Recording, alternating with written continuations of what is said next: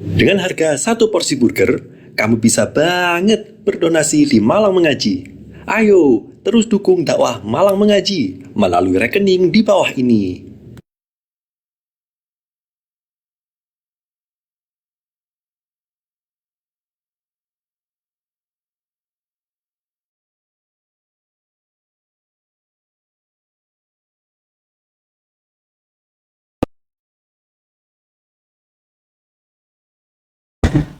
Bismillahirrahmanirrahim.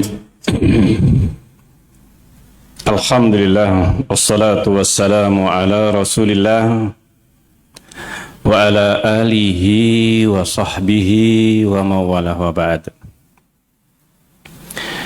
Jemaah sekalian yang dimuliakan oleh Allah Azza wa Jalla, kita melanjutkan kembali pembahasan Kitab At-Tanbihatul Latifah ala mahtawat alaihi al-aqidatul wasitiyah minal mabahisil munifah, karya Syekh Abdurrahman bin Nasir As-Sa'di rahimahullahu ta'ala. Dan kita masuk kepada pembahasan fasal tentang sifat-sifat Allah Azza wa Jalla. Fasal ini disebutkan oleh Syekhul Islam Ibn Taimiyah rahimahullah ta'ala. Beliau menyebutkan kaidah atau prinsip-prinsip yang mendasar di dalam memahami nama-nama dan sifat-sifat Allah sesuai dengan pemahaman para salafus saleh, pemahaman para sahabat, tabi'in, tabi'in, dan generasi pertama umat ini, serta siapapun yang mengikuti metode para sahabat dengan baik. Maka ini yang disebutkan tentang kaidah-kaidah yang penting untuk memahami sifat-sifat Allah ini. Beliau mengatakan fil aslil awal, fondasi atau prinsip pokok-pokok pemahaman yang pertama, huwa aslul usul kulliha, dan ini adalah merupakan dasar, fondasi, prinsip yang merupakan prinsip dari seluruh prinsip-prinsip semuanya. Masya Allah. Kaidah yang pertama kali disebutkan oleh Syekhul Islam ini, wa dhamuha, fondasi yang paling besar, wa ahammuha, dan yang paling penting dalam agama ini, wa alaihi tanbani jami'ul usul, dan di atasnya dibangun seluruh prinsip dan akidah. Seluruh prinsip dan akidah semuanya didasarkan pada prinsip yang paling mendasar ini, yaitu al-imanu billah, iman kepada Allah Azza wa Jalla. Iman kepada Allah ini prinsip yang paling mendasar, yaitu berkaitan dengan iman kepada Allah. Dan cakupan iman kepada Allah inilah yang akan dibahas oleh Syekhul Islam rahimahullah ta'ala dalam kitab ini. Apa saja yang berkaitan dengan Allah, apa saja yang harus diimani, harus diyakini terhadap Allah Azza wa Jalla.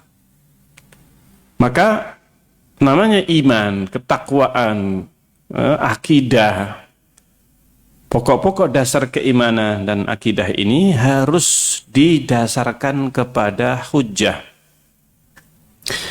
Hujjah dari Al-Quran dan Sunnah yang difahami oleh para sahabat. Karena para sahabat mereka lah orang-orang yang menerima langsung talaqi ilmu, menerima ilmu itu dari Rasulullah Sallallahu Alaihi Wasallam, sehingga pemahaman para sahabat adalah pemahaman yang mendasar, pemahaman yang menjadi dasar pijakan seluruh umat Islam yang ingin memahami agama ini dengan benar, dengan baik dan benar, adalah dengan memahami apa yang telah difahami para sahabat. Karena mereka yang dapat langsung pelajaran Islam ini dari Rasulullah. Mereka yang langsung memahami, langsung mendapatkan ilmu itu dari Rasulullah. Maka pemahaman mereka menjadi patokan kebenaran. Semakin jauh menyimpang dari sahabat, pemahaman sahabat, berarti dia semakin sesat. Semakin sesat dari jalan yang benar. Karena itu, pemahaman para sahabat adalah patokan yang mendasar. Nah, inilah yang harus kita fahami. Qala al-musannif, beliau penulis mengatakan, wa minal imani billah. Ini Syekhul Islam Ibnu Taimiyah mengatakan, di antara iman kepada Allah, di antara iman kepada Allah adalah al-iman, beriman bima wasafa bihi nafsahu, beriman dengan apa yang disifati oleh Allah, apa yang Allah sifati dirinya dengan sifat-sifat fi kitabihi, yang ada di dalam kitabnya Al-Quran, wa bima wasafahu bihi rasuluhu, dan beriman dengan apa yang disifati oleh Rasulnya Muhammad sallallahu alaihi wasallam. Ini prinsip yang sangat mendasar di sini. Ini bagian dari iman kepada Allah yang disebut iman kepada asma dan sifatnya Allah Azza wa Jalla, sesuai dengan pemahaman sahabat Rasulullah. Maka disebutkan ini prinsip yang sangat mendasar. Di antara bagian dari iman kepada Allah adalah iman kepada sifat-sifat yang Allah sebutkan di dalam Al-Quran. Allah sifati dirinya, dan juga yang disifati oleh Rasulnya SAW, dengan makna dan pemahaman yang sebagaimana difahami para sahabat. Min ghairi tahrif, tanpa mentahrif. Tanpa tahrif itu kalau diterjemahkan memalingkan. Memalingkan dari makna yang seharusnya. Ini secara singkat, nanti akan kita baca penjelasan rinci tentang tahrif ini. Yang penting memahami nama dan sifat Allah tanpa memalingkan dari makna yang seharusnya. Yang kedua, wala ta'til, tidak menafikan, menolak, mengingkari. Nah, ini tidak mengingkari. Nanti juga akan kita sebutkan secara detail maknanya, sebagaimana yang disebutkan Syekh bin Baz rahimahullah ta'ala dan juga penulis Sa'di rahimahullah ta'ala. Wala takif, yang ketiga, tanpa membagaimanakan. Takif itu maknanya bagaimana, pembagaimanaan, yaitu menanyakan atau menjawab. Menanyakan dan juga sekaligus menjawab pertanyaan bagaimana. Itu namanya takyif. Tanpa membagaimanakan. Tanpa menanyakan bagaimana dan juga tanpa menjawab, mengkhayalkan bagaimana sifat Allah. Yang keempat, wala tamsil, tidak memisalkan. Memisalkan dengan yang lain, dengan selain Allah. Tidak memisalkan sifat Allah itu dengan makhluk, dengan selain Allah Azza wa Jalla. Nah, ini makna tamsil, memisalkan. Memisalkan itu mengkhayalkan sifat Allah itu dikhayalkan seperti sifat apa? Makhluk, sifat selain Allah Azza wa Jalla. Nah, ini makna tamsil. Bal yu'minun, bahkan ahlu sunnah beriman, mengimani bi annallaha subhana, bahwa Allah subhanahu wa ta'ala laisa kamislihi syai'un, tidaklah ada sesuatu apapun yang semisal dengan Allah. Wa huwas samiul basir, dan dialah Allah yang maha mendengar, maha melihat. Nah, ini. Nah, apa itu tahrif? Kembali kepada 4 perkara yang tadi dinafikan. Tanpa tahrif, taktil, takyif, tamsil. Ini 4 ini yang harus dinafikan di dalam atau menjadi pantangan dalam memahami nama dan sifat Allah Azza wa Jalla. Ini pantangan yang sudah baku. Ini 4 pantangan terhadap nama dan sifat Allah. Tahrif, memalingkan dari makna yang seharusnya. Taktil, menolak, mengingkari. Ini menafikan dari Allah Azza wa Jalla sifat nama yang sudah Allah tetapkan. Takyif, membagaimanakan. Tamsil, memisalkan. Nah, tahrif ini maknanya, Syekh bin Baz menyebutkan tentang makna tahrif ini. Maknanya adalah taghyiru alfadil asma'i wa sifat. Merubah, memalingkan lafat-lafat nama-nama dan sifat Allah. Nih. Atau merubah maknanya. Merubah lafat atau merubah apa? Makna. Merubah lafat ini maksudnya mengganti lafat yang ada dalam Al-Quran atau dalam hadis dengan lafat lain. Meskipun mungkin bisa jadi semakna.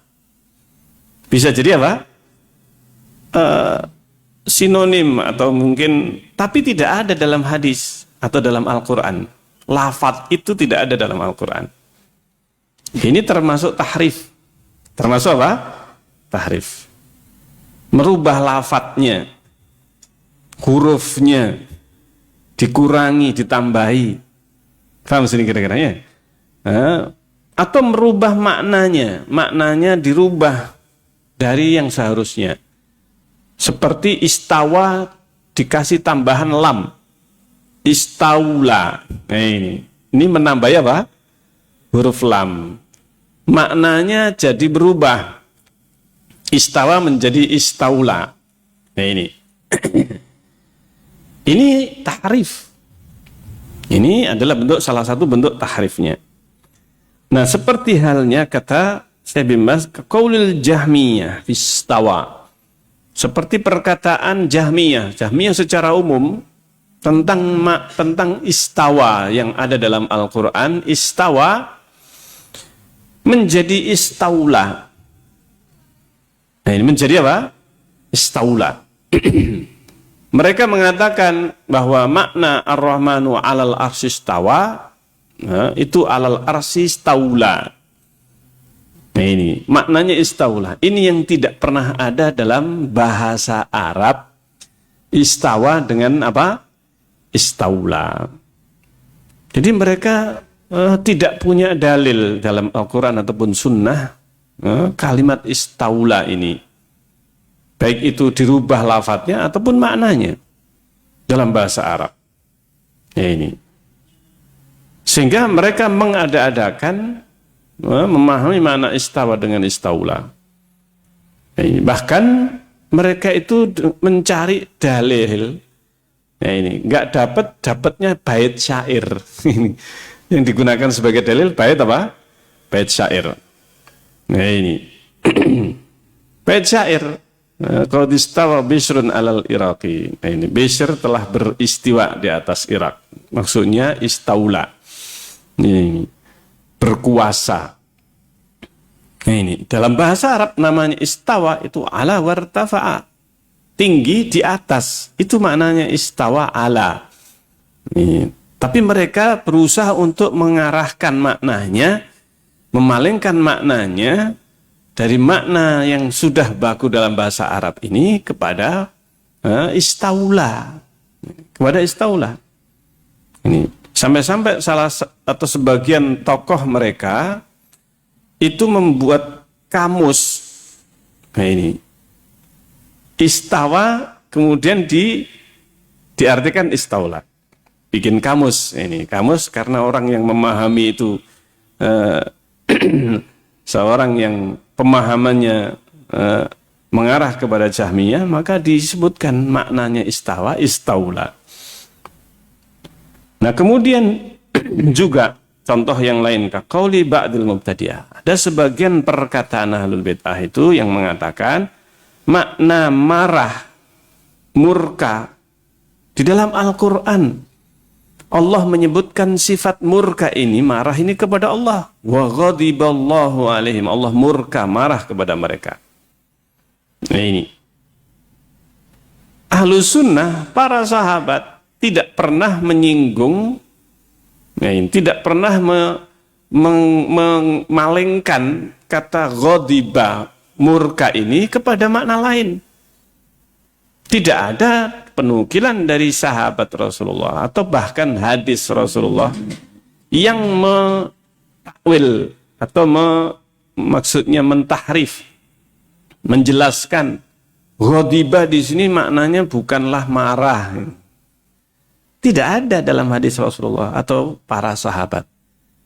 Mereka ketika menyebutkan ayat ini, maka mereka memahami karena mereka orang Arab, makna marah jelas. Makna ghadab itu maknanya jelas dalam bahasa Arab. Sebagaimana kita mengucapkan marah, maknanya kan jelas, ya kan? Nah ini, mau didefinisikan tambah nggak jelas. Marah itu apa? Mosok marah nggak tahu, ya kan? Nah seperti itulah. Namanya marah, murka, itu sesuatu yang maknanya jelas. Nggak perlu kita kemudian sibuk memaknai marah. Karena kata marah itu suatu yang maknanya jelas, tegas, nggak perlu kita artikan, definisikan, ya ini kita jelaskan. Justru ketika dijelaskan tambah nggak jelas. Nah ini makna marah itu tambah apa? Nggak jelas. Dan ini yang dilakukan oleh mereka ahlul kalam. Nah ini ahlul kalam berusaha untuk memaknai atau menjelaskan, mendefinisikan marah, sehingga akhirnya jadi nggak jelas. Padahal jangan disebutkan kata itu sudah jelas. Cinta misalnya, hub, ini Allah mencintai. Ketika mereka mendengar Allah mencintai, nah mereka sudah hatinya sudah apa? Wah, maksud nanti sama dengan makhluk. Karena dalam pemahaman mereka, cinta itu yang mereka tergambar dalam pikiran benak mereka, itu cinta yang ada pada makhluk, sifat yang ada pada makhluk. Nah ini akhirnya apa? Masa Allah cinta? Masa Allah marah? Nah ini. Masa Allah marah? Karena apa? Mereka menafikan marah. Kenapa menafikan marah? Karena mereka melihat marah itu sifat yang ada pada makhluk dan itu sifat jelek. Orang kalau marah itu sudah apa? Ucapannya nggak terkontrol, ya kan? Nah mereka mengira atau sudah membayangkan sifat marah itu mesti nggak terkontrol. Nah ini mereka akhirnya menggambarkan kalau Allah sifatnya marah berarti emosinya Allah nggak terkontrol. Mereka itu menggambarkan, mengkhayalkan sifat marah itu mesti dengan sifat makhluk. Akhirnya mereka menafikan masa Allah marah. Nah ini sehingga mentaktil, menafikan. Maksudnya itu marah bukan seperti itu. Nah ini marahnya ini mereka mengartikan dengan arti yang berbeda. Nah ini, yaitu apa? Makna murka atau marah fi haqqillah itu. Nah ini ahlul bid'ah, mereka merubahnya. Maksudnya iradatul intiqam, kehendak untuk membalas. Intiqam, membalas. Kalau sebenarnya diartikan dalam bahasa Indonesia, intiqam itu balas dendam. Ini balas apa? Dendam. Nah ini, intiqam ini balas dendam. Jadi menyandarkan sifat intiqam, Allah Azza wa Jalla membalas dendam. Nah ini. Akhirnya harus terpaksa mensifati dengan dendam ini kepada Allah. Waliyadzubillah. Nah ini. Jadi seakan-akan Allah itu dendam ya. Nah ini intiqam. Sama saja mereka berusaha maksudnya mensucikan Allah dari kekurangan, tapi justru mereka mensifati Allah dengan sifat yang apa? Yang kurang. Nah ini. Nah ini makna rahmah misalkan. Mereka juga mengartikan rahmat. Allah itu mempunyai sifat rahmat. Nah ini. Sifat rahmat. Assalamualaikum warahmatullah. Ya kan? Semoga keselamatan dan rahmat Allah. Ini. Nah, rahmat Allah disandarkan kepada Allah. Mereka sudah membayangkan sejak awal rahmat itu rahmat makhluk. Ini sayang yang ada pada apa? Makhluk, dan itu kelemahan. Ini kelemahan pada makhluk. Nih. Nah, akhirnya mereka mengatakan, oh makna rahmat itu iradatul in'am, kehendak untuk memberi nikmat. Ini. Maka ini semuanya yang disebut dengan tahrif. Tidak ada para salaf, para sahabat melakukan tahrif seperti ini. Tidak dinukil makna rahmat itu iradatul in'am, makna ghadab iradatul intiqam. Nah ini, makna murka itu keinginan untuk membalas dendam. Ini tidak ada, tidak pernah dinukil dari sahabat. Tabi'in, tabi'ut tabi'in mengartikan marah seperti itu, mengartikan rahmat seperti ini. Ini perkara baru, tidak pernah ada. Ini mereka bagaimana para salaf, para sahabat? Marah ya marah, nggak perlu dijelaskan, maknanya jelas. Rahmat maknanya jelas. Ini cinta maknanya jelas. Ini mereka tidak pernah menyebutkan makna definisinya. Karena makna kata-kata ini kata-kata yang maknanya jelas, tidak perlu dijelaskan. Ini sehingga apa? Menjelaskan sesuatu yang sudah jelas tambah tidak apa? Jelas. Paham sini kira-kira ya? Menjelaskan sesuatu yang sudah jelas itu malah justru membuat tidak jelas. Ini contohnya marah itu gholayanud dam, naiknya suhu darah. Nah ini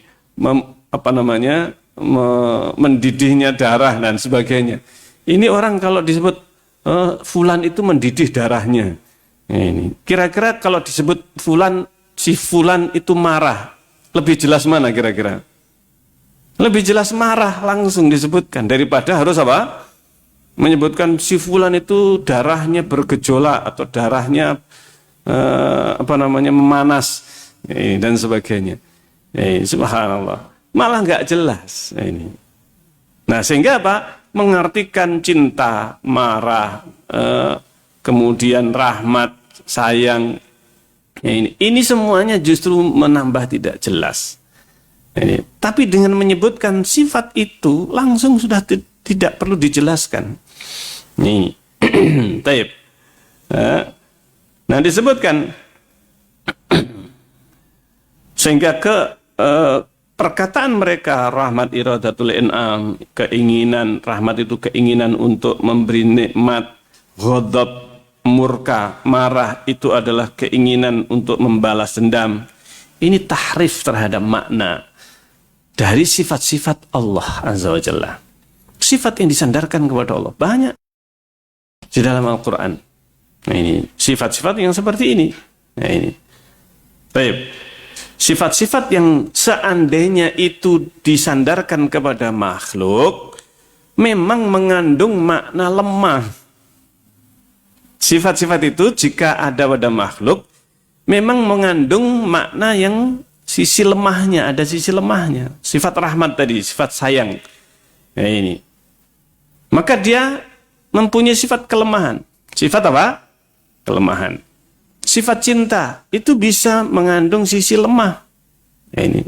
Bisa jadi titik kelemahan seorang. Nah ini. Itu ketika dia punya cinta, ya kan? Nah ini. Maka itu bisa melemahkan. Melemahkan. Orang pemberani ketika orang yang dicintai diancam, ya kan? Ditangkap, maka dia sebenarnya punya kekuatan, punya pasukan. Tapi ketika orang yang dicintai itu ditahan, ini syaratnya dia harus menyerah. Bisa jadi dengan cinta yang sangat besar, ini dia bisa apa? Bisa kalah, artinya tidak punya kekuatan karena ancamannya apa? Orang yang dicintai akan dibunuh, ya, ini sehingga dia yang asalnya punya kekuatan, ini punya perintah perang, serang, tapi ternyata yang diserang ini ternyata menculik orang yang dicintai. Paham sini kira-kira? Nah akhirnya dia mempunyai apa? Kelemahan di situ. Nah ini orang yang memahami cinta Allah itu jangan cinta makhluk, cinta yang ada pada makhluk. Maka akhirnya menafikan, masa Allah cinta. Ini bahayanya. Bahayanya kalau orang itu apa? Menafikan karena memahami sifat Allah itu dengan gambaran sifat yang ada pada makhluk. Nah ini. Maka ini yang harus kita pahami. Setiap sifat yang disebutkan oleh Allah dalam Al-Quran, maka Ahlus Sunnah, para salaf, para sahabat, mereka memahami apa adanya. Ini cinta ya cinta, marah ya marah, tidak perlu susah-susah untuk apa? Memalingkan dari maknanya yang asli. Baik, sehingga perkataan yang benar, beliau Syekh bin Baz mengatakan bahwa makna istawa, Allah beristiwa di atas aras, maksudnya irtifa wal ulu. Allah itu tinggi di atas. Apa susahnya mensifati Allah dengan apa? Di atas. Ya, maha tinggi. Dan itu sifat yang mulia. Kalau itu pada makhluk, itu sifat yang apa? Yang mulia. Nah ini. Sifat di atas adalah sifat yang baik, sifat yang mulia. Nah ini salah satu di antara sifat yang ditetapkan oleh Allah sendiri dalam Al-Quran. Beristiwa di atas arsy. Nah ini. Dan ini bahasa Arab. Ini adalah sharih lughatil Arab. Dalam bahasa Arab jelas maknanya. Ini. Demikian juga ketika disebutkan dalam Al-Quran untuk menunjukkan kemahatinggian Allah di atas arsy. Sesuai dengan sifat yang layak bagi Allah Azza wa Jalla. Kemahatinggian Allah Azza wa Jalla. Keagungan Allah Azza wa Jalla. Ini. Demikian juga murka, rahmat. Ini dua sifat hakiki. Dua sifat yang hakiki. Hakiki itu artinya makna marah ya marah. Makna cinta ya cinta. Tidak perlu dia apa? Dipalingkan maknanya kepada yang lainnya. Atau tadi didefinisikan. Ya, justru dengan penjelasan yang malah tidak jelas. Menjadi tidak jelas. Nah ini. Sehingga ketika disebutkan sifat marah, marah sesuai dengan keagungan Allah. Cinta sesuai dengan keagungan Allah. Kasih sayang sesuai dengan keagungan apa? Allah Azza wa Jalla. Yang jelas tidak sama dengan cintanya makhluk, tidak sama dengan sayangnya makhluk, tidak sama dengan murkanya, marahnya makhluk. Ya, Allah marah, tapi nggak sama dengan marahnya apa? Makhluk. Nah ini. Karena marahnya makhluk mungkin tadi, yaitu apa? Naiknya darah atau suhu darah dan sebagainya. Bergejolaknya darah. Ini makhluk. Mosok kemudian disandarkan kepada Allah naiknya darah. Berarti kalian menetapkan darah pada Allah. Ini ya. Akhirnya mosok Allah punya darah. Akhirnya sesuatu yang sebenarnya tidak perlu. Nah ini. Marah ya marah. susahnya apa memahami makna apa? Marah. Sehingga sebenarnya akidah para sahabat, para salaf itu sangat mudah untuk dia apa? Diikuti. Ini bisa difahami dengan akal, bisa difahami dengan apa? Akal. Mereka para sahabat bisa memahami marah pada Allah dan mereka tidak mempermasalahkan. Tidak ada di antara sahabat mempermasalahkan masa Allah marah, masa Allah itu rahmat, masa Allah cinta. Tidak ada. Ini.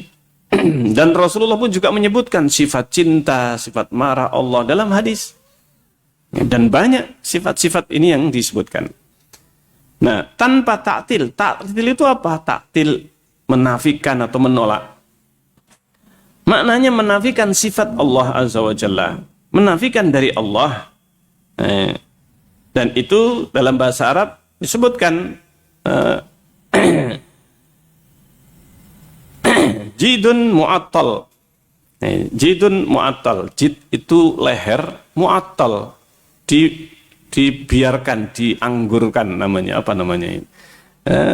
Artinya tidak dikasih kalung. Kalau wanita biasanya jidnya, jid itu adalah leher, itu biasanya dihiasi dengan apa?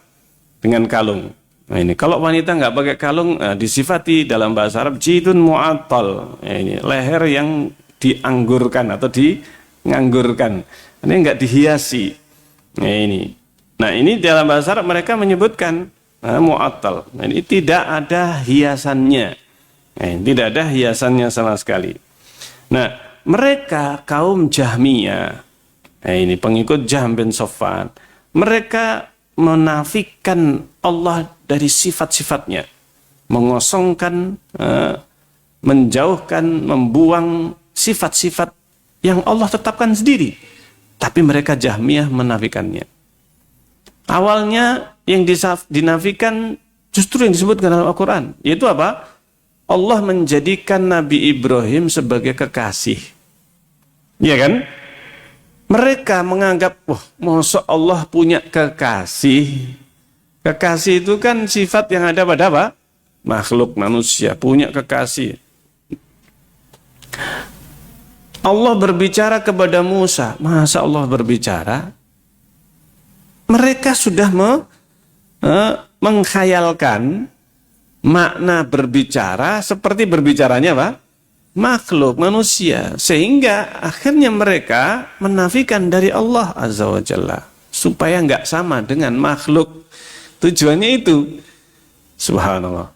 Jadi iblis, syaitan itu bisa membisikkan kepada manusia sampai mereka menafikan sifat-sifat Allah, sampai menafikan sifat-sifat Allah ini. Ada kelompok Jahmiyah, ada kelompok apa? Jahmiyah ini, subhanallah, sampai menafikan Allah nggak boleh mempunyai sifat kekasih. Ja'ad bin Dirham, gurunya Jahm, pendahulunya Jahm bin Safwan, tetapi justru disandarkan keyakinan kelompok ini kepada Jahm bin Safwan. Nah ini, karena namanya Ja'ad ini sudah tenggelam duluan.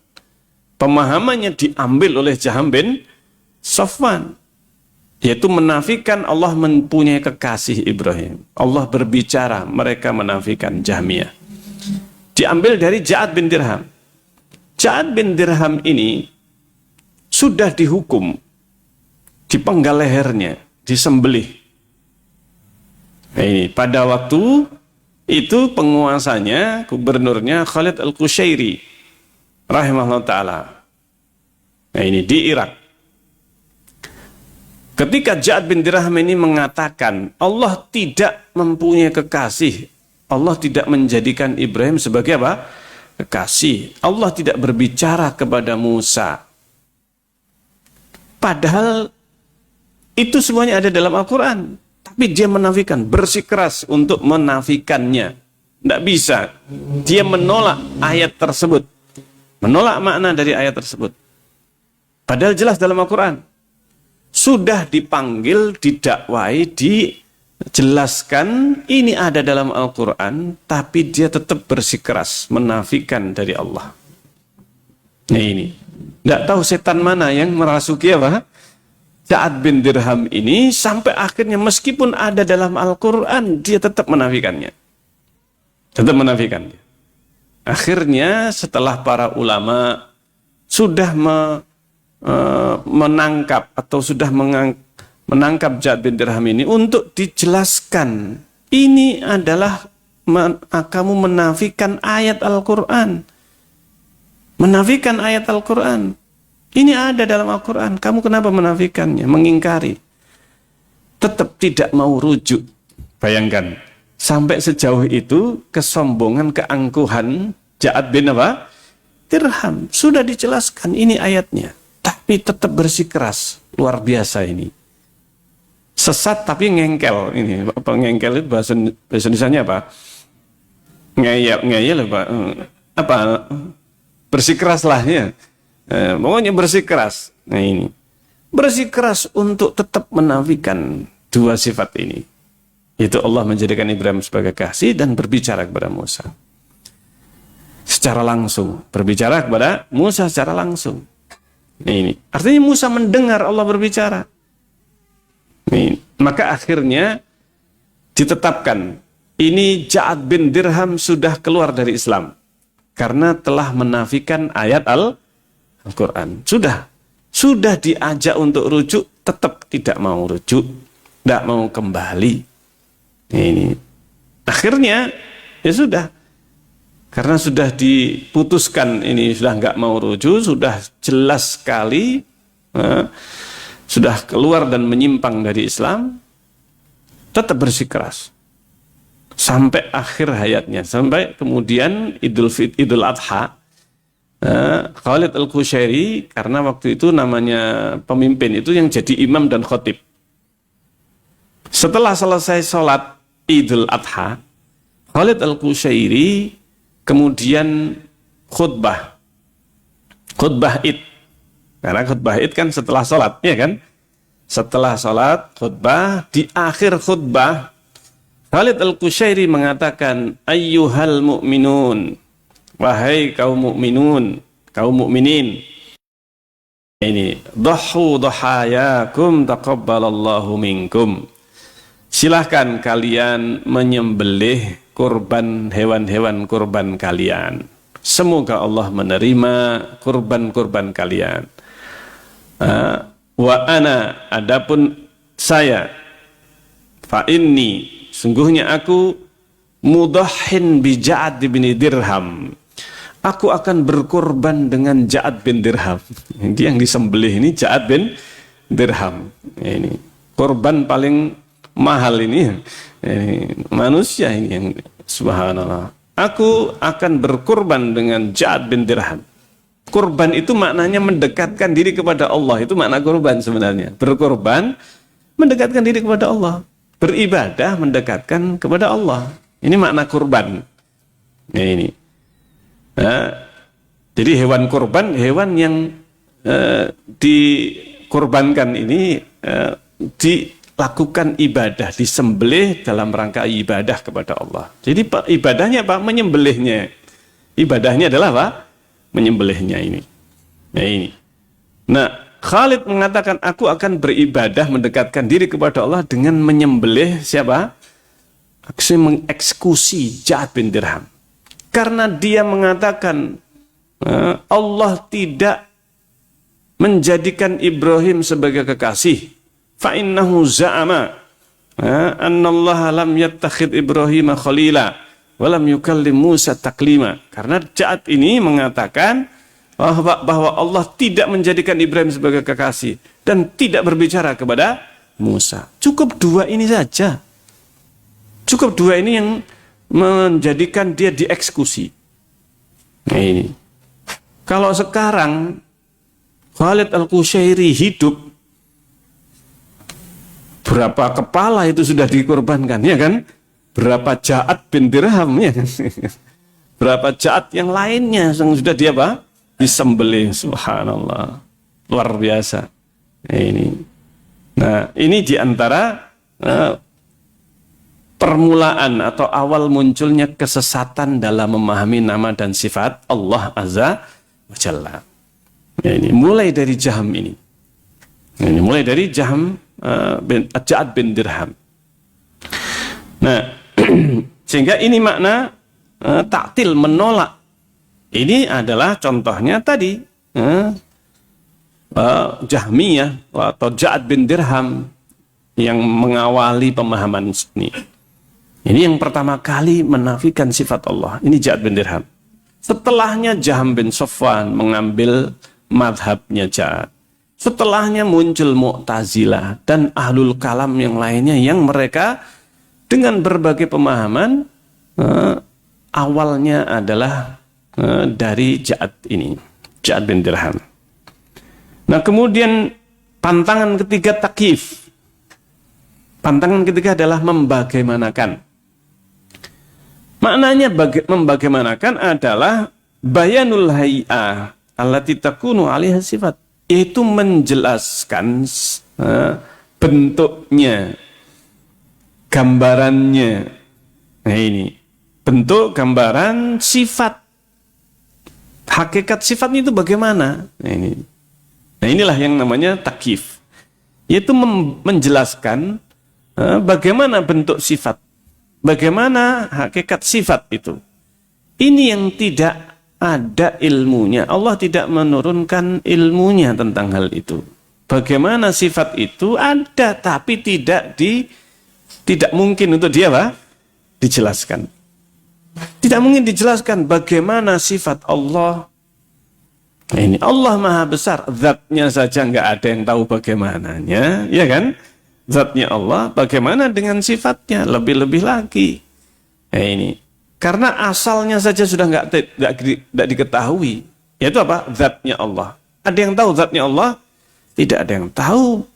Tidak ada yang tahu zatnya Allah Azza wa Jalla.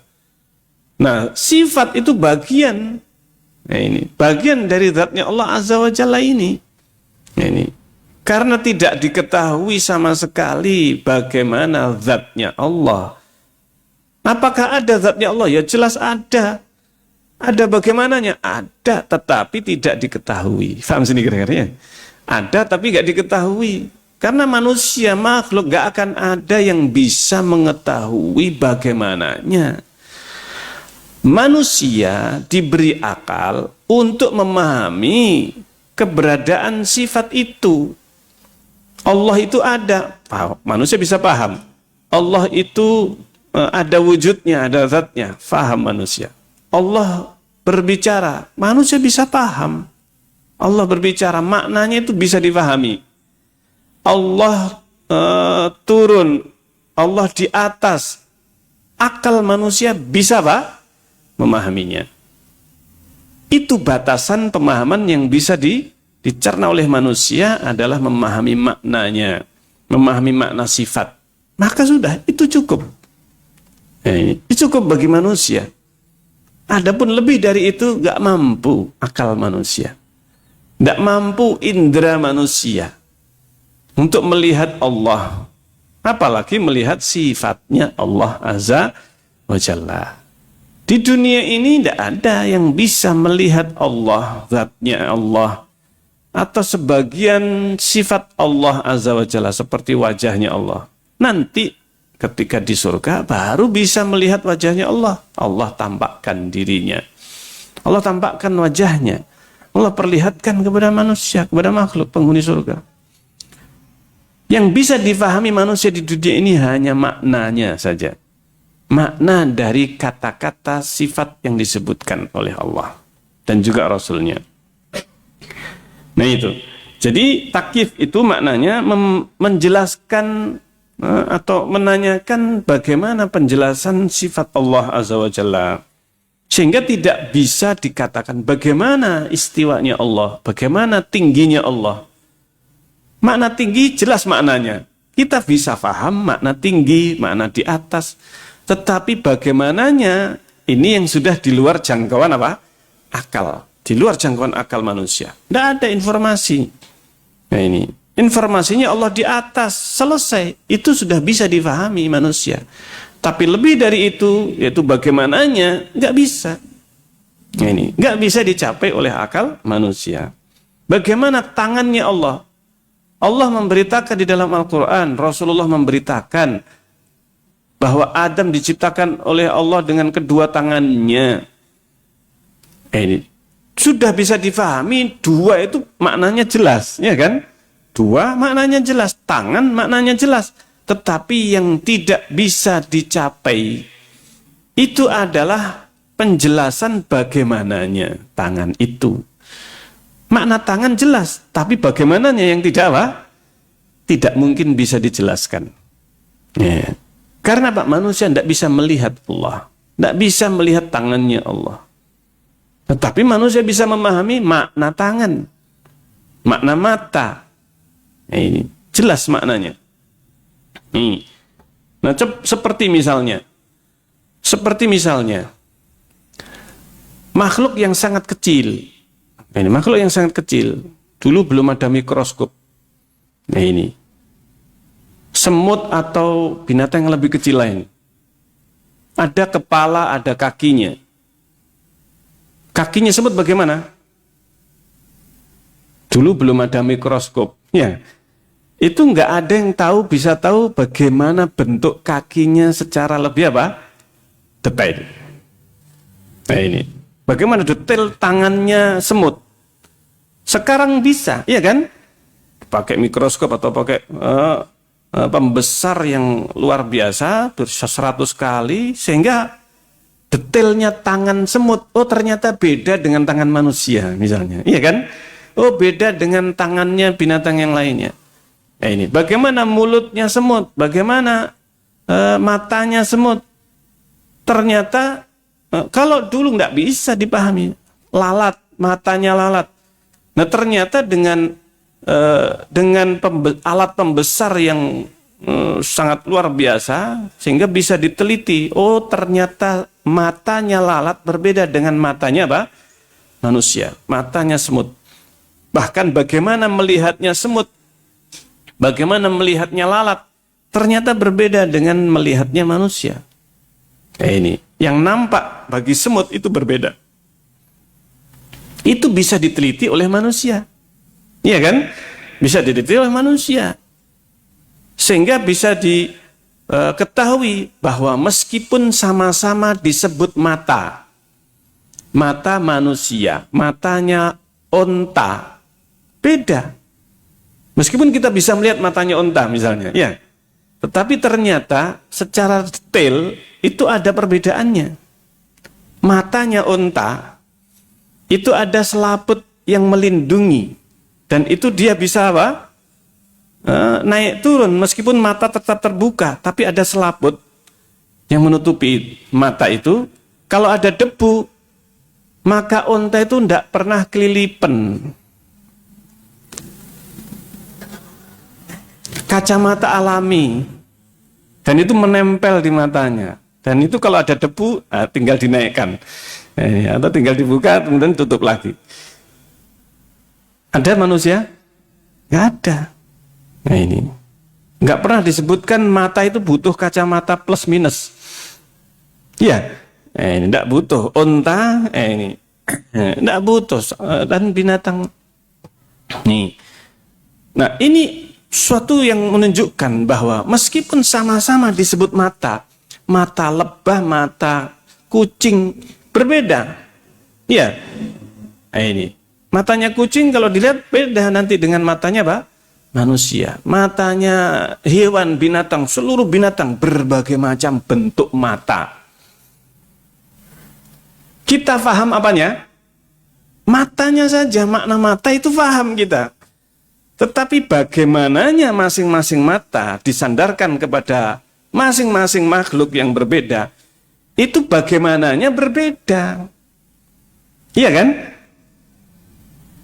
Sehingga ketika antara makhluk saja bisa berbeda meskipun sama-sama disebut mata, kita manusia faham. Mata itu sudah nggak perlu dijelaskan. Mata adalah begini, begini, begini. Nggak perlu. Maknanya jelas, ya kan? Nah ini. Tetapi bagaimananya masing-masing mata, nah ini. Kita tidak bisa membagaimanakan. Nah ini. Nah, di zaman modern seperti sekarang ini sehingga bisa diteliti. Para ilmuwan ada yang meneliti matanya kucing. Ada yang meneliti apa? Matanya apa? Lalat, matanya ini dan sebagainya. Yang berbeda-beda maknanya. Matanya capung, itu juga berbeda. Nah, ini. Sehingga kemudian dalam ilmu biologi, orang yang kuliah, orang yang sekolah di dalam sekolah SMA misalkan yang biologi, pelajaran tentang mata hewan, matanya capung, nanti masuk di perguruan tinggi lebih detail lagi. Nah, ini anatominya tubuhnya kan. Nah, ini dan itu dipelajari semakin ilmunya semakin dalam sehingga semakin mengetahui. Nah, itu tentang makhluk yang berbeda-beda. Allah Subhanahu wa taala tidak mungkin sama dengan apa? Makhluk. Kalau perbedaan di antara makhluk saja demikian banyak dan besar, bagaimana dengan Allah Azza wa Jalla? Maka ketika seseorang kemudian, masa Allah punya mata? Loh, antara makhluk saja sudah berbeda. Jelas ketika kita menetapkan mata bagi Allah, maka jelas itu kita juga menafikan persamaan. Menafikan persamaan antara matanya Allah dengan matanya makhluk. Nah, ini sama-sama di atas. Beda antara satu sifat di atas dengan di atas yang lainnya. Kitab ini di atas meja. Lampu ini di atas meja. Sama enggak di atasnya? Sama-sama di atas, tetapi bagaimananya sudah berbeda. Posisinya berbeda, sama di atas, kita menyebutkan di atas. Kitab ini di atas meja, menempel di meja. Lampu di atas meja, bahkan tidak berhubungan dan tidak butuh meja. Tidak mesti ketika disifati di atas sesuatu berarti butuh dengan yang di bawahnya. Paham sini kira-kira? Nah, orang ahlu ta'til, orang yang mereka kelompok yang menafikan sifat Allah di atas. Nah ini, Allah beristiwa di atas arsy, langsung memahami Allah berarti butuh arsy. Kamu sini kira-kira ya? Apakah mesti sifat di atas sesuatu kemudian butuh dengan yang di bawahnya? Tidak. Makhluk saja banyak. Langit nggak butuh kepada kita. Kita di bawah langit, ya kan? Nah ini, langit di atas kita. Nah ini, apakah langit butuh kita? Enggak. Matahari di atas kita. Apakah matahari butuh kita yang di bawahnya? Tidak. Kenapa susah untuk memahami Allah beristiwa di atas arsy? Nah ini, sehingga apa? Menafikan, tidak bisa kita artikan di atas zatnya. Nanti Allah berarti bertempat. Berarti mujassimah, subhanallah. Ini mereka ini terkungkung dengan apa? Penyerupaan sejak awal. Ketika mengartikan Allah di atas berarti menyamakan dengan makhluk. Menyamakan makhluk yang jisim, yang bertempat, yang butuh kepada tempat. Nah ini. Kalau mengatakan Allah di atas berarti Allah butuh tempat. Maka ini analogi yang sakit. Kalau diartikan analog yang apa? Yang sakit. Orang yang kurang akalnya. Nah ini kurang akalnya. Nah, makanya mereka yang sok berakal istilahnya, sok apa? Ahli logika katanya. Sebenarnya mereka logikanya sangat lemah. Logika yang mereka gunakan itu sangat lemah. Nah ini tidak lengkap dan tidak utuh cara melogikakan sifat Allah ini. Nah, ini sangat jauh. Nah ini, maka takyif ini ini salah satu pantangan karena kalau sudah mentakyif, membagaimanakan atau mempertanyakan bagaimananya dan dia kemudian mengkhayalkan, akhirnya bisa jadi ini pintu kepada taktil, pintu kepada penafian, menafikan Allah, sifat Allah Azza wa Jalla. Ini sehingga tidak boleh mengatakan bagaimana tangan, bagaimana wajah, bagaimana dan seterusnya. Nah ini menanyakan bagaimana dan menjawab bagaimana tentang sifat, itu sebenarnya sama dengan menanyakan tentang bagaimana zatnya Allah. Nah ini, makanya disebutkan dalam kaidah al-qawlu fis sifat kal-qawli fid dzat. Pembahasan tentang sifat itu seperti pembahasan tentang zat. Sama. Kalau kita nggak tahu zatnya, maka kita nggak akan tahu sifatnya. Bagaimananya maksudnya? Nah ini, kita bisa memahami Allah punya zat, Allah punya sifat. Nah ini, tetapi kita nggak akan bisa tahu bagaimana zatnya Allah dan juga bagaimana sifatnya Allah. Nih, mereka yang menafikan sifat-sifat tangan dan sebagainya, mereka menetapkan zat bagi Allah. Ya, mereka menetapkan Allah itu punya zat nggak? Jelas punya. Kalau mereka mengatakan Allah nggak punya zat, itu berarti cuma khayalan. Allah itu cuma apa? Khayalan, ada dalam khayalan karena nggak ada zatnya, nggak ada wujudnya. Nah, ini semua yang berwujud itu mesti harus ada apa? Zatnya. Hanya saja nggak bisa kita ketahui zatnya Allah bagaimana. Bagaimana zatnya Allah? Tapi jelas ada zatnya Allah, ada wujudnya Allah.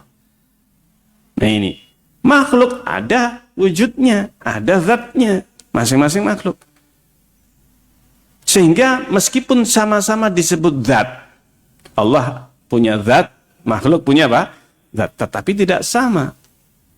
Nah ini kaidah penting. Pembahasan tentang sifat itu sama dengan pembahasan tentang apa? Zat. Baik. Nah mereka ini Jahmiyah, mereka menafikan sifat Allah, maka mereka disebut mu'attilah, kelompok yang mu'attil.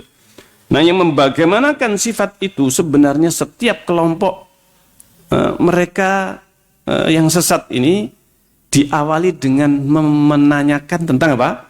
Bagaimana. Mereka sudah masuk ke ranah bagaimana sifat Allah Azza wa Jalla.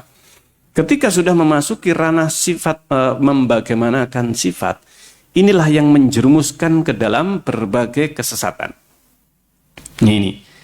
Itu awalnya adalah menanyakan, mengkhayalkan bagaimananya.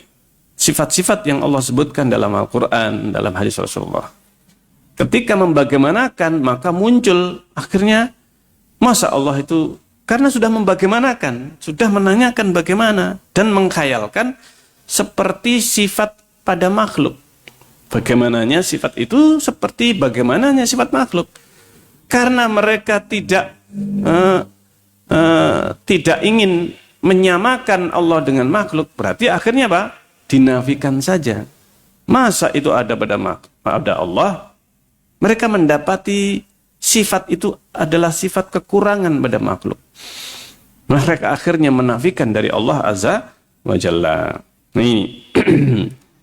Nah, sehingga intinya bahwa Allah punya zat, tetapi kita tidak tahu bagaimana zatnya Allah. Maka demikian juga Allah punya sifat, tapi kita tidak tahu bagaimana sifatnya Allah Azza wa Jalla. Jadi ahlu sunnah kita mukmin mengimani adanya sifat itu karena Allah yang menetapkan, tetapi kita tidak mengetahui bagaimana sifat tersebut. Ini. Kemudian tamsil, memisalkan, apalagi, ya kan? Tamsil ini sebenarnya salah satu cabang takyif.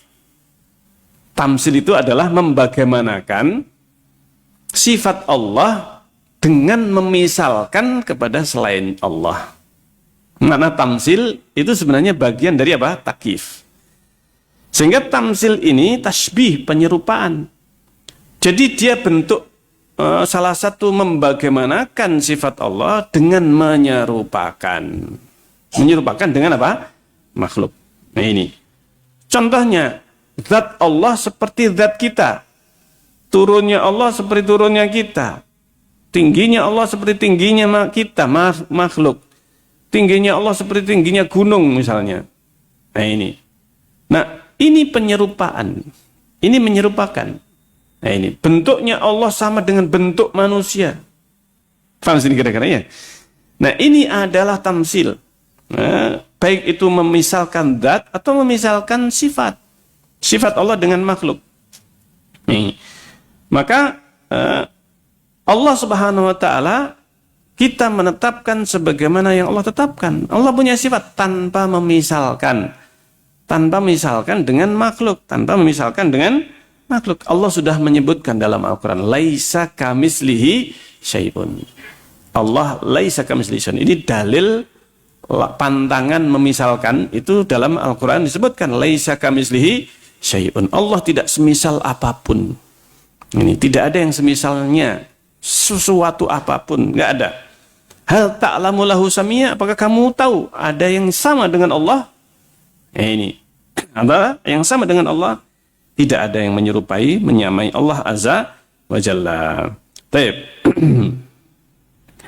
Nah, Syekhul Islam rahimahullah ta'ala beliau mengatakan tentang orang yang memisalkan atau mengartikan sifat-sifat yang Allah tetapkan, sifat marah, sifat rahmat. Marah itu iradatul intiqam, keinginan untuk membalas. Rahmat itu keinginan untuk memberi nikmat, memberi nikmat. Maka dijawab kata-kata iradah, keinginan, kehendak, bukankah ada pada makhluk? Iya kan? Makhluk punya iradah enggak? Punya kehendak, punya keinginan. Kalau kalian mengartikan ghadab, murka, itu keinginan untuk membalas, sebenarnya kalian lari dari penyerupaan menuju penyerupaan yang lain. Iya kan? Marah itu sifat Allah. Kalau disifati Allah sifat marah, kan makhluk juga punya sifat marah. Nah ini, akhirnya kalian menafikan, oh enggak boleh Allah masa marah, nanti sama dengan apa? Makhluk. Karena sudah membagaimanakan sifat marahnya Allah dengan sifat marahnya apa? Makhluk. Akhirnya dinafikan. Dan kemudian mengatakan, ini ghadab bukan marah. Maksudnya apa? Keinginan untuk membalas dendam. Kalian mengartikan Allah punya keinginan. Bukankah makhluk juga punya apa? Keinginan, kehendak. Bukankah makhluk juga punya kehendak?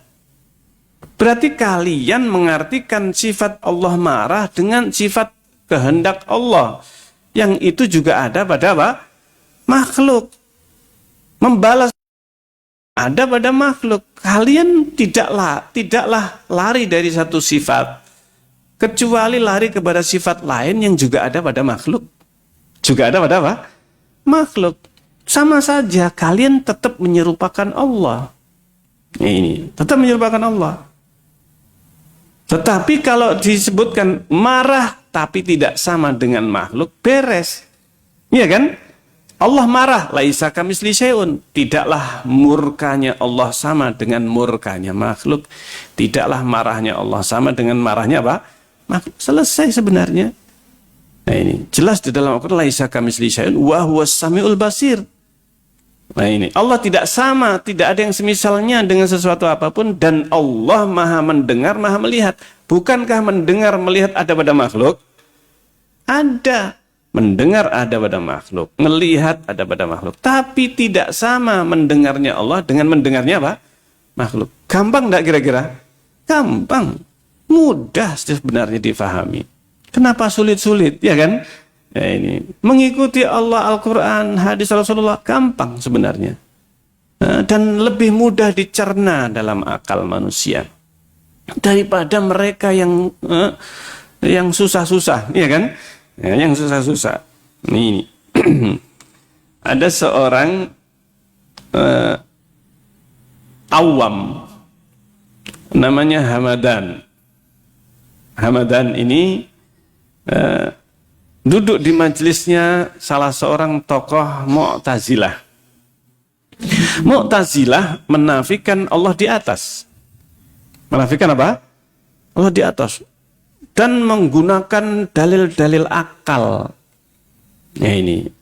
Dalil-dalil akal. Nanti kalau di atas, nanti sama dengan makhluk. Ya ini. Sama dengan lampu di atas, lah ini ya kan, langit di atas, nanti sama menyamakan Allah dengan makhluk dan sebagainya. Si Ustadz ini tokoh Mu'tazilah ini, dia menggunakan berbagai argumen untuk menafikan sifat Allah di atas. Ini sifat mujassimah dan seterusnya. Hamadan ini duduk mendengarkan terus dan yang hadir. Ketika itu Hamadan menyebutkan, bertanya, ya imam, wahai imam atau wahai ustadz, wahai kiai dan sebagainya. Da'na min hadhi. Tolong tinggalkan, biarkanlah dalil-dalil ini sudah, nggak usah pakai itu semuanya. Tolong jawab atau tolong beritakan kepada kami bagaimana caranya menghilangkan sesuatu yang sudah senantiasa muncul dalam hati.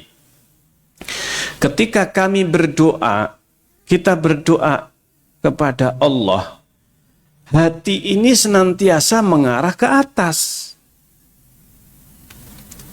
Ketika minta kepada Allah, orang berdoa, ya Allah, kok senantiasa hati ini arahnya mesti ketika menyebut Allah, meminta kepada Allah, itu perasaannya ini sudah langsung apa? Atas. Sementara katanya tidak boleh mengatakan Allah di apa? Di atas. Nah ini, Allah di atas. Nih. Bagaimana cara menghilangkan? Bagaimana cara apa? Menghilangkan. Nah ini. Kalau dengan pakai akal-akal tadi, ya toh, nanti menyerupakan dengan makhluk Allah kalau di atas, sama dengan makhluk di atas. Ada makhluk yang di atas. Nah ini. Sang guru ini ingin berusaha menjawab dengan menggunakan akalnya. Dengan menggunakan apa? Teori-teori akalnya. Berusaha untuk memikirkan bagaimana cara menjawabnya ini. Tapi tidak pernah bisa mendapatkan jawabannya. Kenapa? Karena dia sendiri juga merasakan hal yang apa? Yang sama. Ini. Merasakan yang sama. Akhirnya si guru ini, ustadznya ini pegang kepala begini. Hayyarani Hamadani. Hayyarani Hamadani. Hamdani atau Hamadani? Ini si Hamdan ini bikin pusing saya.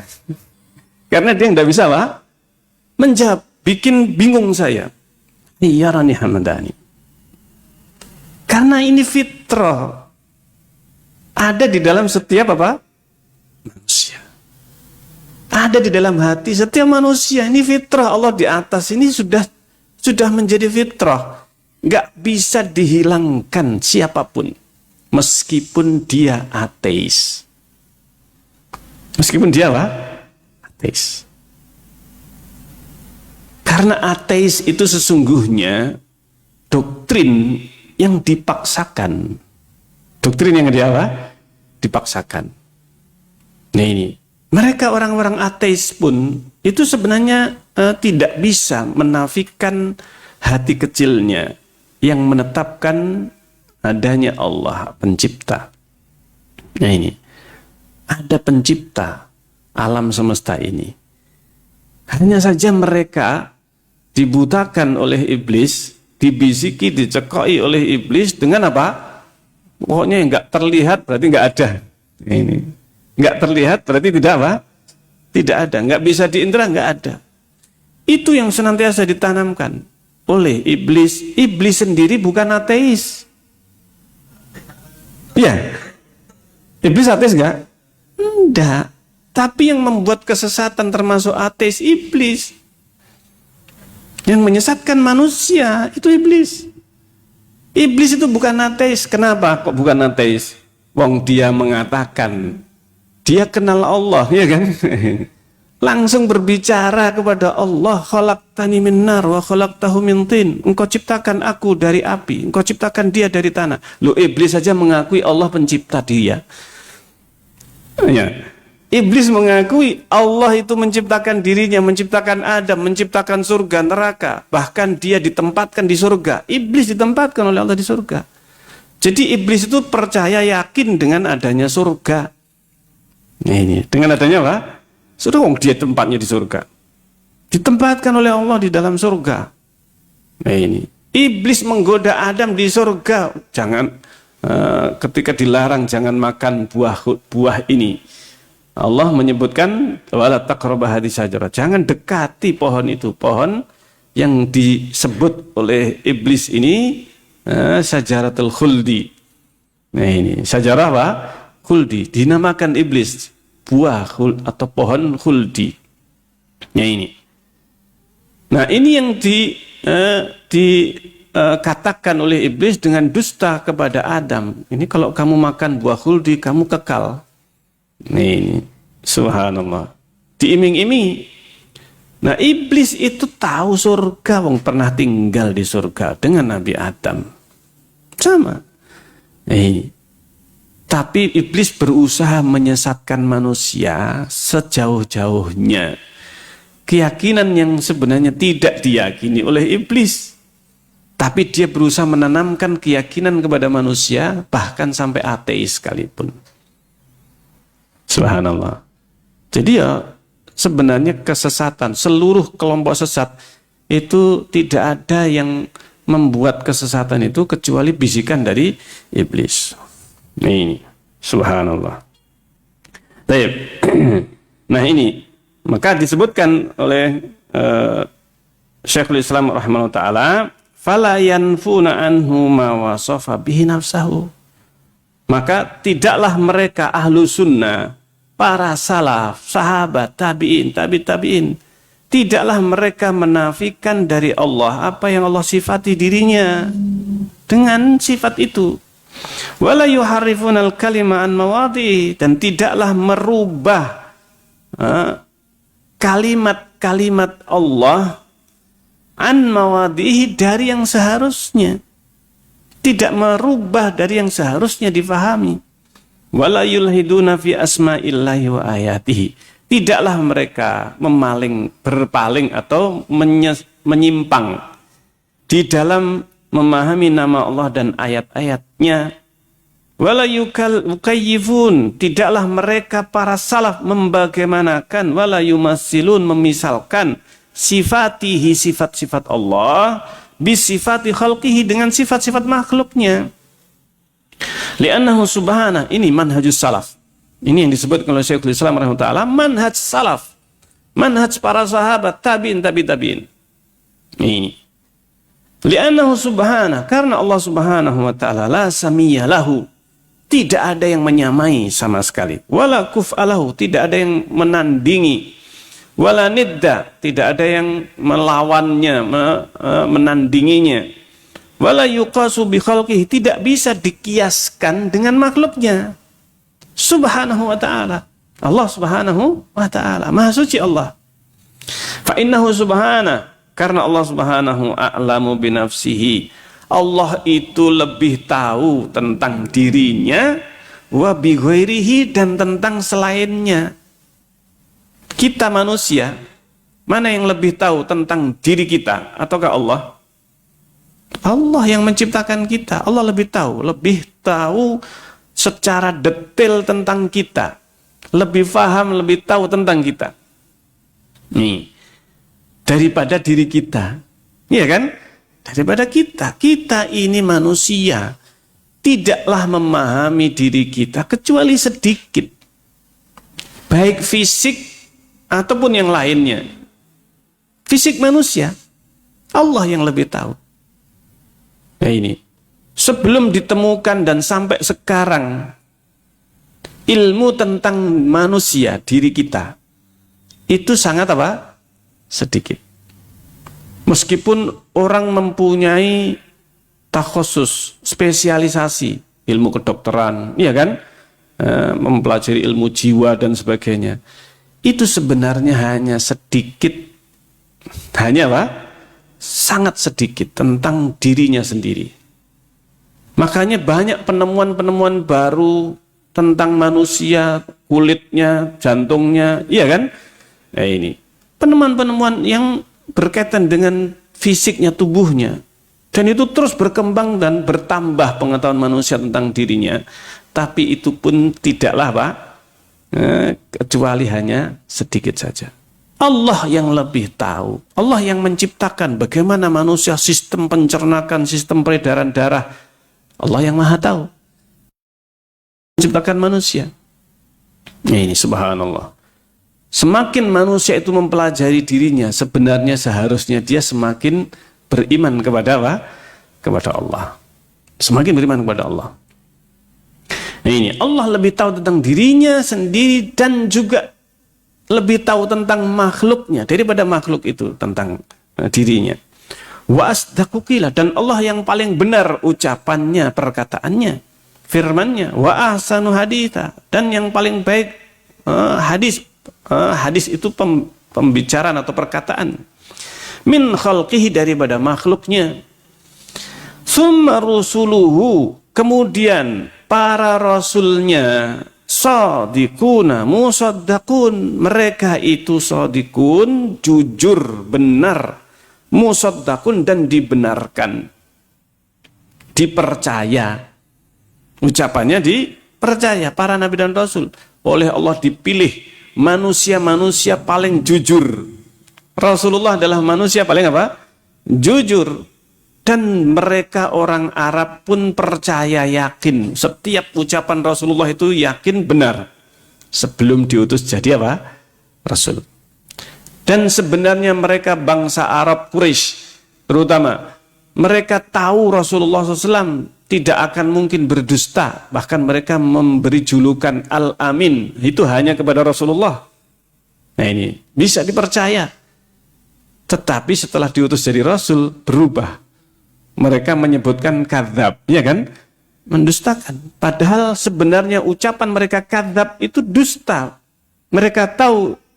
Nah ini, mereka tahu mereka dusta. Ketika mengatakan Rasulullah dusta, karena mereka kenal dengan Rasulullah bukan pendusta. Jadi yang dusta siapa kalau gitu? Nah ini, jadi mereka ketika menjuluki Rasulullah kadzab, mereka tahu mereka dusta. Paham sini kira-kira? Subhanallah. Tapi demikianlah kesombongan, keangkuhan mereka yang akhirnya melakukan kedustaan, memfitnah Rasulullah SAW. Penyair, padahal mereka tahu Rasulullah bukan penyair. Rasulullah, mereka tahu, mereka percaya, yakin. Mereka menyebut Al-Amin sebelumnya. Dan subhanallah, demikianlah namanya hidayah. Itu demikian mahalnya. Jadi iblis itu berusaha untuk menutupi kebenaran. Nah ini, berusaha untuk membungkus, menutupi orang-orang kufar dengan syubhatnya iblis. Nah ini, subhanallah. Nah ini, bi khilafil ladina yaquluna alaihi ma la ya'lamun, berbeda dengan kelompok yang mengatakan tentang Allah, mengatakan tentang Allah yang tidak mereka ketahui. Nah ini, tidak mereka apa? Ketahui. Mereka menyebut, memikirkan tentang Allah dengan akalnya. Tapi hasilnya berbeda-beda. Meskipun mereka sama-sama mengatakan menggunakan apa? Akalnya. Yang Mu'tazilah, Jahmiyah, Asy'ariyah, mereka menggunakan akal. Dan mereka mengakui mereka itu menggunakan apa? Akalnya. Tapi hasilnya kok berbeda-beda. Sama-sama menggunakan apa? Akal. Saling berbantahan satu dengan yang lain. Maka ahlu sunnah, nah ini, menggunakan akal untuk memahami Al-Quran dan sunnah, wahyu. Yang dijadikan patokan kebenaran, wahyunya. Akal itu fungsinya untuk memahami, bukan menetapkan kebenaran. Bukan apa? Menetapkan kebenaran. Akal itu diciptakan oleh Allah untuk memahami kebenaran, bukan menetapkan kebenaran. Nah, ini kebenaran itu hanya dari Allah Azza wa Jalla. Apa yang Allah turunkan dalam Al-Quran melalui lisan Rasulnya, itulah kebenaran. Wahyu dari Allah Azza wa Jalla. Akal manusia diciptakan untuk bisa memahami apa yang disampaikan para nabi dan rasul dari Allah Azza wa Jalla. Ini, Masya Allah. Baik. Falihada qala subhana, karena itu Allah berfirman, subhana rabbika rabbil izzati amma yasifun. Maha suci Rabbu, Rabbul Izzah, pemilik keagungan, amma yasifun, dari apa yang mereka sifati. Mereka mensifati Allah dengan yang tidak ada ilmunya dari Allah. Mensifati dengan akal mereka sendiri. Nah ini. Wassalamun ala mursalin, dan semoga keselamatan atas para rasul. Kenapa? Mereka menetapkan sifat Allah karena wahyu yang Allah turunkan kepada mereka. Mereka sekedar menyampaikan wahyu dari Allah. Bukan memahami dengan apa? Akal. Ini. Tidak bisa memahami manusia itu dengan akalnya sendiri tanpa bimbingan wahyu dari Allah. Para rasul mereka mendapatkan bimbingan wahyu dari Allah. Bukan dengan menetapkan itu dengan akal. Akal para nabi dan rasul tujuan fungsinya sama dengan manusia yang lainnya. Memahami wahyu. Memahami apa yang Allah wahyukan, Allah turunkan kepada para rasul. Ini walhamdulillahi rabbil alamin, segala puji bagi Rabbul alamin. Fasabbaha nafsahu, maka dalam ayat ini Allah mensucikan dirinya amma wasafahu bihil mukhalifuna lirrusul. Allah mensucikan dirinya dari apa yang disifati oleh orang-orang yang menyimpang menyelisihi para rasul. Wasallama alal mursalin, dan menyelamatkan dan menyatakan keselamatan para rasul. Wassalamun alal mursalin. Allah yang menetapkan bahwa para rasul itu yang selamat pemahamannya, akidahnya, keyakinannya, jalannya, agamanya. Ini. Maqalu, karena apa? Li salamati maqalu, karena keselamatan, kebenaran apa yang mereka katakan para nabi dan rasul. Itulah yang benar ucapannya. Karena mereka menyampaikan dari Allah. Minan naqsi wal aib. Mereka selamat, ucapan para nabi dan rasul, dari kekurangan, dari aib. Ini Masya Allah. Ini kalimat Syekhul Islam Ibnu Taimiyah rahimahullah ta'ala. Dan insya Allah akan kita baca penjelasan syarah dari Syekh Abdurrahman bin Nasir As-Sa'di rahimahullah ta'ala, insya Allah dalam kesempatan yang akan datang biidznillah ta'ala. Sampai di sini kita akhiri pembahasan kita. Subhanakallahumma rabbana wa bihamdik asyhadu an la ilaha illa anta astaghfiruka wa atubu ilaik. Wassalamualaikum warahmatullahi wabarakatuh. Dengan harga satu porsi burger, kamu bisa banget berdonasi di Malang Mengaji. Ayo, terus dukung dakwah Malang Mengaji melalui rekening di bawah ini.